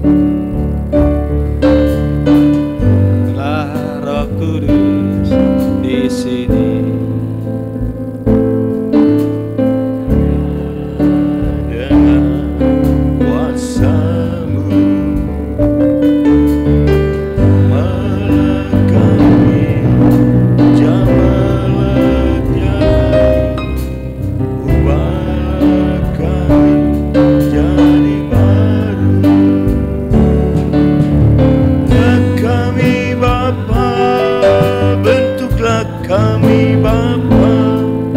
Jadikan kami sesuai dengan firman-Mu. Ubahlah kami Bapa, bentuklah kami Bapa, jadikan kami sama seperti Yesus. Kita semua punya kerinduan untuk menjadi sama seperti Bapa. Ingat, menjadi sama itu bukan main-main. Untuk menjadi sama itu harus ada suatu usaha. Tidak begitu saja jadi, tetapi harus ada perjuangan. Bukan sesuatu yang gratisan, tetapi harus ada usaha yang kuat. Saya tidak berpanjang kata, saya hanya menyimpulkan bahwa ibadah itu yang dimaksudkan di dalam Matius 5:6 itu merupakan suatu kewajiban yang harus ada di dalam gereja dan harus dilaksanakan. Tetapi pelaksanaan-pelaksanaan semacam itu tidak diperuntukkan untuk pencitraan. Oleh karena Tuhan tidak membutuhkan pencitraan yang diinginkan oleh manusia, enggak. Menjadi sama seperti Bapa, kesempurnaannya ialah melakukan apa yang dikerjakan oleh Yesus. Menjadi sempurna di dalam apa yang sudah dilakukan. Kasih-Nya sempurna. Tetapi yang namanya manusia, coba kita renungkan bersama. Kenapa kok bisa terjadi kegagalan? Oleh karena manusia itu ingin mencitrakan dirinya melebihi orang lain dan dia minta pengakuan. Seperti orang yang bangun menara Babel. Salah apa enggak orang itu minta pengakuan? Saya pikir enggak. Manusia memang membutuhkan suatu pengakuan. Tapi pengakuan ini, saudaraku, yang diambil oleh manusia. Ini pengakuan yang ngawur, dia tidak ngerti bahwa itu merupakan suatu perjuangan. Hal semacam ini merupakan suatu kesempatan yang paling tepat oleh iblis yang tadi dikatakan sebagai bintang timur yang sudah jatuh. Kenapa dia jatuh? Karena sombong. Pada zaman Adam dan Hawa tidak ada dosa, tidak ada dosa. Tetapi iblis membawa kejatuhan dalam kesombongannya ini, mendekati manusia, menginfiltrasikan kesombongan ini kepada manusia. Sehingga manusia itu kepingin pengakuan menjadi sama seperti Allah. Loh, seperti kita sekarang ini loh. Tiap kali mendengung-dengungkan, barusan kita nyanyi menjadi sama seperti Yesus. Berani tak? Bisa tak? Apakah Adam dan Hawa itu tidak kepingin jadi sama seperti Yesus? Kepingin, saudaraku. Satu ayat aja saya utarakan pada malam ini. Di dalam Kejadian 3, pasal 4 dan ke-5. Apa yang terjadi di dalam Taman Firdaus? Tetapi ular itu berkata kepada perempuan itu, sekali-kali kamu tidak akan mati. Benar omongan ini? Seharusnya benar. Tetapi di balik kebenaran itu, kehidupan yang kekal itu, ada racun yang tersembunyi, kesombongan, yang ditularkan oleh iblis kepada manusia. Hati-hati. Justru hal ini yang kita dengung-dengungkan di dalam gereja. Apa kata iblis? Tetapi Allah itu mengetahui bahwa pada waktu kamu memakannya, makan buah larangan itu, apa yang terjadi? Matamu itu akan terbuka. Ayat 5. Tetapi Allah mengetahui bahwa pada waktu kamu memakan buah itu, matamu akan terbuka dan kamu akan menjadi seperti Allah. Bayangkan, saudara. Penawarannya sama kan? Gereja Tuhan nawarkan menjadi seperti Allah. Iblis juga nawarkan engkau akan menjadi seperti Allah. Hati-hati loh. Waduh, ngeri, saudaraku. Jadi kita ini betul-betul harus waspada, harus mikir, harus mau bertindak, mau, ya satu-satunya tergembala itulah sudah. Itu yang paling tepat. Oleh karena yang tergembala itu setiap hari memang selalu kontak. Dan kalau terjadi sesuatu yang aneh, itu cepat terdeteksi. Ya, dan cepat bisa didoakan dan lain sebagainya. Tidak ada jalan lain, tidak ada. Saudara tidak bisa cari jalan lain. Tetapi tergembala itu adalah menyatu bersama dengan firman Tuhan. Nah, kalau dengan cara itu kita menjadi seperti Allah, ya sempurna seperti Allah yang sempurna. Tetapi kalau kita main terabas, saudaraku, kita dibodohi oleh sang iblis. Tetapi Allah tahu bahwa pada waktu kamu makan buah itu, matamu akan terbuka. Kamu menjadi orang yang wise, ya, punya wisdom. Dan kamu akan menjadi seperti Allah. Kamu akan tahu tentang sesuatu yang baik, tentang sesuatu yang jahat. Kamu akan mempunyai suatu posisi yang sama seperti Allah. Ini omongan apa ini? Ini iblis pun juga, aku ingin menjadi seperti Allah. Tapi dia gagal. Dia nggak mau sendirian gagal. Lah itu ada manusia itu diinfiltrasi dengan dosa, maka manusia itu begitu lemahnya sehingga dia terpukau dengan ajakan iblis dan kesombongan itu masuk di dalam kehidupan manusia. Ini perlu kita pikir, kok bisa gitu? Ya. Oke, mari kita berdoa. Tuhan, terima kasih buat firman yang telah kami dengar, yang menasehatkan kami untuk tidak menjadi sombong dan untuk tidak membuat ibadah itu sebagai pencitraan. Tetapi kami tahu Tuhan, tugas kami adalah ibadah dengan hasil yang harus kami saksikan kepada semua orang. Bukan untuk kesombongan, tetapi untuk kemuliaan Tuhan. Tuhan, tolong hal ini tidak mudah, oleh karena kesaksian pun bisa akan menjadi kesombongan dalam kehidupan kami. Ampuni Tuhan segala kelemahan ini, dan kami menerima teguran-Mu supaya kami kembali kepada kerendahan hati, mau tergembala dalam firman Tuhan, mau menurut Sang Gembala Agung, yaitu Yesus Kristus. Sehingga kami semua yang berada di dalam penggembalaan di dunia ini memperoleh kesempatan yang sama untuk menjadi sama seperti Yesus. Terima kasih Tuhan, terima kasih, berkati hamba-Mu yang telah menyampaikan kebenaran firman-Mu dan pakai kehidupan beliau sekeluarga untuk pekerjaan-pekerjaan Tuhan dan memuliakan nama Tuhan. Saatnya kami akan kembali ke rumah kami masing-masing. Kami memohonkan berkat Tuhan.